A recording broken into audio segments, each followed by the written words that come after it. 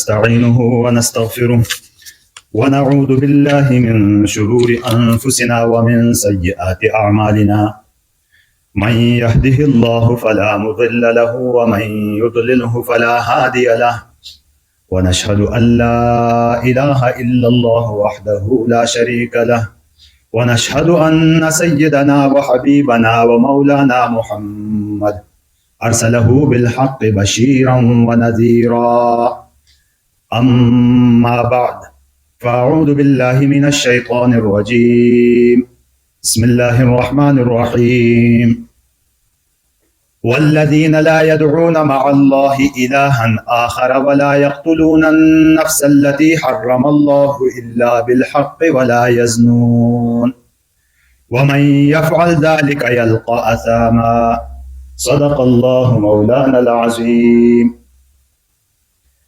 عزیزان محترم، اس سے پہلے بلکہ کئی جمعوں سے عباد الرحمن کی بات چل رہی ہے کہ اللہ کے وہ بندے جو کامیاب ہو کر اس دنیا سے جائیں گے، ان صفات کے تذکرے کے بعد، ان صفات کو بیان کرنے کے بعد اللہ رب العزت فرماتے ہیں کہ یہ ان کے لیے جنت ہے اور یہ اپنے اس استقامت کی وجہ سے کامیاب ہو کے جائیں گے اس دنیا سے. پچھلے جمعوں میں ایک ایک کر کے سب پر بحث ہوتی رہی. مختصراً سب سے پہلی صفت ان کی کیا تھی؟ وعباد الرحمن الذین یمشون علی الارض ہونا، کہ زمین پر عاجزی سے چلتے ہیں. کیا مطلب؟ کہ ان کے دل و دماغ میں یہ بات بیٹھی ہوئی ہے کہ میں کچھ نہیں، میرا کچھ نہیں، سب کچھ اللہ کی طرف سے دیا ہوا ہے اور سب کچھ عارضی ہے. میری صحت، میری دولت، میری زندگی، سب کچھ ایک عارضی شے ہے اور مجھے اللہ کے پاس لوٹ کے جانا ہے. تو یہی بات ان کے دل میں رچ بس چکی ہوتی ہے، اس لیے ان کے دل میں تواضع ہوتی ہے تو چال ڈھال سے بھی وہ نظر آتا ہے کہ ان کی چال میں متکبرانہ چال نہیں ہوتی، عاجزی سے چلتے ہیں زمین پر. وَإِذَا خَاطَبَهُمُ الْجَاهِلُونَ قَالُوا سَلَامًا، اور جب ان پڑھ جاہل قسم کے لوگ الجھتے ہیں، ان کے ساتھ بحث کرتے ہیں، لڑائی جھگڑے پہ اتر آتے ہیں، تو یہ اس سے بچ کے نکلتے ہیں، ان سے الجھتے نہیں بلکہ سلامتی کی بات کرتے ہیں. السلام علیکم بھائی، ٹھیک ہے میں نکل گیا، وہاں سے چل دیتے ہیں. والذین یبیتون لربہم سجدا وقیاما، اور پھر یہ رات کے وقت اللہ کے سامنے کھڑے اور سجدے کی حالت میں اپنی راتیں گزارتے ہیں، اللہ کی عبادت کرتے ہیں. اور اس بارے میں بات ہوئی کہ سب سے اہم وقت اس کا، سب سے اعلیٰ مرتبہ اس کا یہ ہے کہ رات کے آخری پہر میں، راتوں کو 6 حصوں میں تقسیم کر کے آخری 2 پہر جو سحری سے پہلے کا وقت ہے، اس میں یہ کھڑے ہو کر نماز پڑھتے ہیں. 2 رکعت، 4، 6، 8، 12 تک بھی ثابت ہیں. تو جتنی رکعتیں پڑھ سکتے ہیں اللہ کے سامنے نماز پڑھتے ہیں، تلاوت کرتے ہیں، اللہ کو یاد کرتے ہیں. یہ سنت طریقہ ہے، تہجد کا اعلیٰ طریقہ جس کو کہا جاتا ہے وہ یہی ہے. پھر ایک دوسرا طریقہ بھی عرض کیا تھا احادیث مبارکہ کی روشنی میں کہ بھئی جو ایسا نہیں کرتا تو دوسرا درجہ اس کا یہ ہے کہ عشاء کی نماز پڑھنے کے بعد وتر سے پہلے 4 نفل تہجد کی نیت سے پڑھ لیں، اور پھر رات کو پھر اگر آنکھ کھل گئی تو 4 اور پڑھ لیں، نہیں کھلی تو کم از کم دوسرے درجے کا تہجد پڑھنے والا، قیام اللیل کرنے والا یہ شمار ہوگا. اور تیسرا اور آخری درجہ وہ ہر ایک مسلمان کر سکتا ہے. وہ کیا تھا کہ عشاء کی نماز جماعت کے ساتھ پڑھے اور فجر کی نماز جماعت کے ساتھ پڑھے. تو حدیث میں آتا ہے جو بیان کیا گیا کہ جس نے عشاء کی نماز جماعت کے ساتھ پڑھی، گویا کہ آدھی رات وہ اللہ کی عبادت کے لیے کھڑا رہا، قیام اللیل کیا. اور جس نے فجر کی بھی پڑھی تو گویا کہ اس نے پوری رات تہجد قیام اللیل کیا. تو میرے بات سمجھ آ رہی ہے؟ مشکل ہے. اور والذین یبیتون لربہم سجدا وقیاما والذین یقولون ربنا اصرف عنا عذاب جہنم ان عذابها کان غراما انها ساءت مستقرا ومقاما. اور پھر ان تمام کے باوجود ان کے دلوں میں تکبر اور غرور نہیں آتا کہ میں بڑا عبادت گزار بن گیا تو اب جنت کا ٹھیکیدار بن گیا میں، نہیں، بلکہ اللہ سے پھر دعائیں کرتے ہیں کہ ربنا اصرف عنا عذاب جہنم، اے اللہ جہنم کے عذاب کو ہم سے دور کیجئے گا. ان عذابها کان غراما، یہ چمٹنے والا عذاب ہے، شدید عذاب ہے. انہا ساعت مستقر و مقامہ کہ یہ عارضی رہنے کے لیے بھی بہت بری جگہ ہے اور ہمیشہ رہنے کے لیے بھی بہت بری جگہ ہے. یہ دعائیں کرتے ہیں. اور پھر اگلی صفت بیان کی اس میں کہ والذین اذا انفقوا لم یسرفوا ولم یقتروا وکان بین ذلک قواما کہ جو اسراف بھی نہیں کرتے فضول خرچی بھی نہیں کرتے اور درمیان والا راستہ اختیار کرتے ہیں. اس ضمن میں بتا دیا کہ ضرورت جتنی ہے اتنا تو خرچ کرتا ہے، ضرورت سے زیادہ خرچ کرنا یہ اسراف ہے. ضرورت ہے اور اس کے پاس وسعت بھی ہے، خرچ نہیں کرتا یہ بخل ہے. اور خرچ کرنے کے مختلف مواقع اپنی جان پر، اہل و عیال پر، ماں اور باپ پر، اڑوس پڑوس پر، رشتہ داروں پر، یہ خرچ کرنے کے مواقع ہیں. جہاں موقع آتا ہے وسعت بھی ہے، یہ چھپائے رکھتا ہے تو یہ کنجوس ہے. اور ایک ہے اس اسراف سے آگے کیا کی منزل کہ تبذیر جس کو کہا گیا کہ وہ جہاں خرچ نہ کرنے کا حکم ہے وہاں خرچ کرتا ہے، ناچ گانوں پر، فضولیات پر، اور ان جگہوں میں اپنی دولت خرچ کرتا ہے. ان کے بارے میں فرمایا کہ ان المبذرین کانوا اخوان الشیاطین، یہ تبذیر کرنے والے شیطان کے بھائی ہیں. اگلی جو صفت بیان کی والذین لا یدعون مع اللہ الہا آخر کہ یہ وہ لوگ ہیں جو اللہ کے سوا کسی اور کو معبود نہیں پکارتے. ولا یقتلون النفس التي حرم اللہ الا بالحق، اور بغیر حق کے جن جانوں کو اللہ نے حرام کیا ہے ان کو قتل نہیں کرتے. ولا یزنون، اور نہ زنا کرتے ہیں. ومن یفعل ذلک یلقى عصاما، جس نے ایسا کیا تو اپنے انجام کو پہنچے گا. تو اس میں صفت، اس سے پہلے جتنی صفات بیان کی ان کے لیے کہا جاتا ہے کہ یہ وجودی صفات تھی کہ یہ اندر اس کے ہوتی ہیں اس بندے کے. اور اب جو صفتیں بیان ہو رہی ہیں یہ ایسی صفات ہیں کہ جو نہیں ہونی چاہیے اور اس کے اندر نہیں ہوتے. ان اللہ کے بندوں میں یہ بری صفتیں ان میں نہیں ہوتی. سب سے بری صفت کیا ہے کہ اللہ کے سوا کسی اور کو پکارنا. حضرت عبداللہ بن عباس رضی اللہ تعالیٰ عنہ سے فرمایا حضور نبی اکرم صلی اللہ علیہ وسلم نے اذا سألت فاسأل اللہ واذا استعنت فاستعن باللہ کہ بیٹا اگر کچھ مانگنا ہو اللہ ہی سے مانگو اور مدد طلب کرنی ہو تو اللہ ہی کی مدد طلب کرو. اور یہ اللہ کے بندے مخلوق سے نہیں مانگتے، نہ مخلوق کی عبادت کرتے ہیں اور نہ مخلوق سے کچھ مانگتے ہیں. شرک کہلاتا ہے یہ جو اللہ کے سوا کسی اور سے مانگنا. اور شرک کے بارے میں فرمایا کہ ان اللہ لا یغفر ان یشرک بہ ویغفر ما دون ذلک، اللہ رب العزت شرک کو قبول معاف نہیں کرتے اور اس کے علاوہ جتنے گناہ ہیں معاف کریں گے جس کے لیے چاہے. تو گویا کہ اس آیت میں اللہ رب العزت نے یہ بتا دیا، یہ بات ہماری سمجھ میں آنی چاہیے کہ باقی گناہوں میں معافی کا بٹن لگا ہوا ہے، کسی بھی وقت معاف ہو سکتا ہے، لیکن شرک وہاں یہ آپشن ہی ختم. جو شرک کرتا ہے تو شرک کرنے والے کی مغفرت نہیں ہوتی. اگر شرک کی حالت میں وہ مر گیا تو اب مغفرت کا کوئی چانس اس کے پاس نہیں رہا. یہ شرک کیا ہے؟ تو شرک کو کی 3 قسمیں بیان کی گئی ہیں کہ ایک تو اللہ کی ذات میں کسی کو شریک کرنا کہ ایک اللہ ہے اور اس اللہ کے علاوہ اور بھی اللہ ہے، تو یہ شرک فی الذات کہلاتا ہے کہ اللہ کی ذات میں کسی کو شریک. تو ایسے لوگ دنیا میں بہت کم ہی ہیں. دنیا میں اس قسم کے مشرک صرف مجوسیوں کے بارے میں آتا ہے. وہ کہتے ہیں کہ خیر کا اللہ اور ہے، شر کا اللہ اور ہے. تو وہ ایک کے بجائے علیہ باللہ 2 اللہوں کو مانتے ہیں. اس کے علاوہ باقی مشرکین اس طرح کا شرک نہیں کرتے.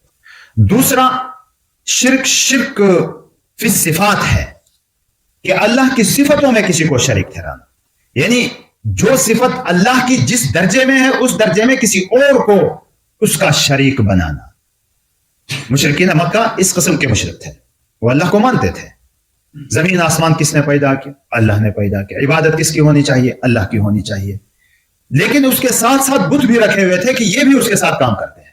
بتوں کو بھی اللہ کے کسی کو بنایا تھا کہ یہ رزق دینے والا ہے، ایک بت کو بنایا کہ یہ اولاد دینے والا ہے، کسی کو بنایا کہ یہ بیٹے دینے والا، کسی کو بنایا یہ بیٹیاں دینے والا، کسی کو دولت دینے والا، کسی کو بارش برسانے والا. غرض کہ ہر عمل کے لیے انہوں نے الگ سے ایک بت بنایا ہوا تھا. تو یہ شرک فی الصفات ہے کہ اللہ کے تصرفات اور اللہ کی صفات میں اس درجے کا کسی کو شریک ماننا.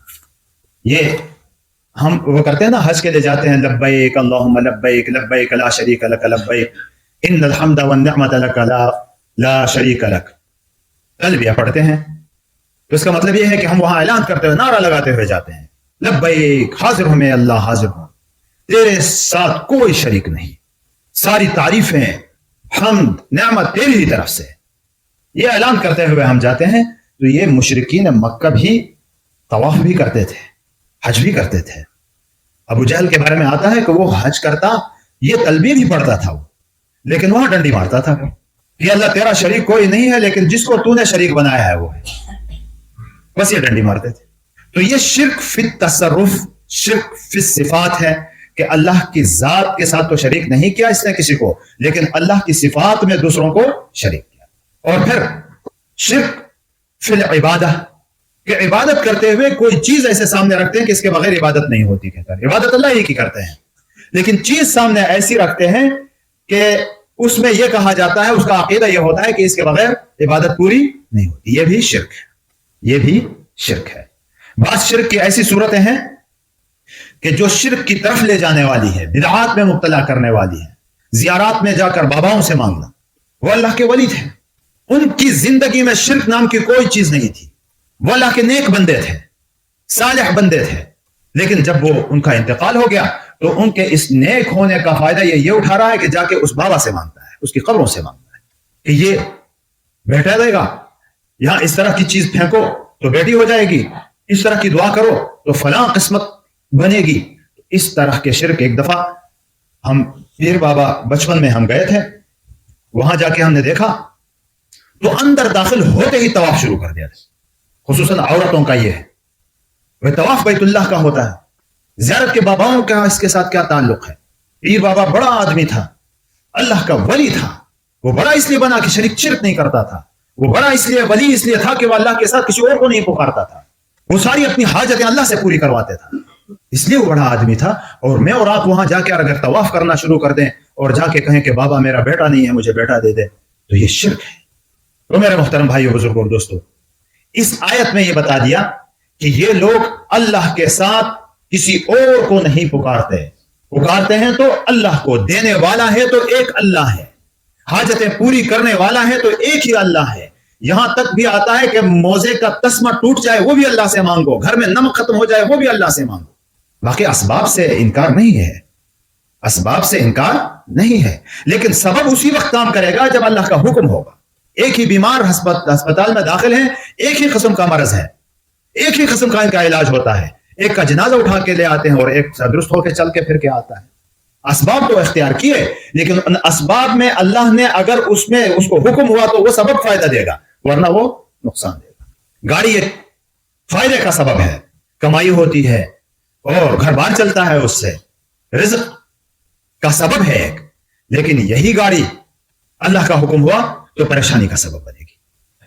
यही गाड़ी जो घर के लिए रिज़्क़ का सबब बन रही थी, किसी वक्त ये मुसीबतों का सबब भी बन जाती है। तो असबाब अपनी जगह है, अल्लाह ने पैदा किया है, ये असबाब भी अल्लाह के पैदा किए हुए हैं, लेकिन ये सबब भी उसी वक्त काम करेगा जब अल्लाह का हुक्म इसमें होगा। इसलिए हमारी तवज्जो असबाब, मसला ये होता है, खराबी ये होती है कि असबाब को इख्तियार करके यकीन भी असबाब ही पर किया जाता है। यकीन हमारा किसके ऊपर होना चाहिए? अल्लाह के साथ। अब यहां शेख तकी उस्मानी दामत बरकातुहु अलैहि फरमाते हैं कि देखो ये तौहीद का जिक्र ये बीच में आके कर दिया, वरना ये शुरू में होना चाहिए था। वजह उसकी वो बता रहे हैं कि वजह इसकी और भी बहुत सारी वजूहात होंगी, अल्लाह ही बेहतर जानता है, लेकिन एक वजह यह है कि जो तौहीद का मतलब अल्लाह को एक मानना, तौहीद का मतलब अल्लाह को एक मानना, ये तौहीद हर एक मुसलमान में होती है, लेकिन अमली तौर पर तौहीद अमली जिसको कहते हैं, मकाम तौहीद जिसको कहते हैं, वो इन नेक बंदों को हासिल होता है। ये कैसे? कि जब भी खुशी के हालात आए या गम के हालात आए, इनकी तवज्जो फौरन पहले अल्लाह की तरफ चली जाती है। ये अल्लाह के बंदे ऐसे नेक होते हैं कि इनकी तवज्जो, देखो कोई बीमार हो जाए तो आम क्या होता है, फौरन डॉक्टर के पास ले जाओ, फौरन दवाइयां दो उसको, ये कोई गलत काम नहीं है, देते हैं, इलाज कराना सुन्नत है, लेकिन इस वक्त सबसे पहले नजर किसकी तरफ जाती है? ये इबादुर रहमान की सबसे पहले नजर अल्लाह की तरफ जाती है कि मेरे अल्लाह ने ये बीमारी रखी है और वही इसको खत्म करेगा, शिफा में बदलेगा, और उसके फैसले के सामने मैं राजी हूं, और उसके फैसले के सामने फिर ये राजी भी होता है। اور پھر سنت عمل ہے اس کا علاج کروانا، پھر اس علاج کی طرف چلا جاتا ہے. لیکن جہاں جس کا دل بنا ہوا نہ ہو تو اس کا سارا یقین اس دوائی کے اوپر ہوتا ہے، اور یہ دوائی کبھی راس آ جاتی ہے، کبھی نہیں بھی آتی. تو رحمان کے یہ نیک بندے، رحمان کے یہ بندے، ان کی سب سے پہلی نظر کس طرف جاتی ہے؟ اللہ کی طرف جاتی ہے. اور پھر اللہ کی طرف سے جو فیصلہ آتا ہے اس فیصلے پر یہ راضی بھی ہوتے ہیں. اس فیصلے پر یہ کیا ہوتے ہیں؟ راضی بھی ہوتے ہیں. غم کا فیصلہ آ جائے، خوشی کا فیصلہ آ جائے، جس طرح کا بھی فیصلہ آ جاتی ہے، اللہ تیری طرف سے ہے، میں اس پر راضی ہوں. دیکھو کوئی غم کا آ جائے تو غم اسی کو کہتے ہیں جس میں صدمہ اور دکھ ہونا. انسان کو صدمہ اور دکھ کا ہونا گناہ نہیں ہے، لیکن اس صدمے اور دکھ کے ساتھ اللہ کے فیصلے کو ماننا یہ ہے ایمان کی علامت. مثال اس کی دیتے ہیں کہ آدمی بیمار ہو جاتا ہے، انجیکشن لگاتے ہیں. اب انجیکشن تکلیف تو پہنچاتا ہے لیکن راضی ہوتا ہے اس پر، کیونکہ اس سے بہت بڑا علاج ہو جاتا ہے. اسی طرح کوئی دکھ تکلیف آ جائے، تکلیف پہنچتی ہے، صدمہ پہنچتا ہے انسان کو، دکھ درد ہوتا ہے، لیکن اس کو دل سے تسلیم کرتا ہے کہ یہ میرا اللہ کی طرف سے ہے، لہٰذا میں اللہ کے فیصلوں پر راضی ہوں. والذین لا يدعون مع اللہ الہا آخر، یہ عباد الرحمن اللہ کے ساتھ عبادت میں کسی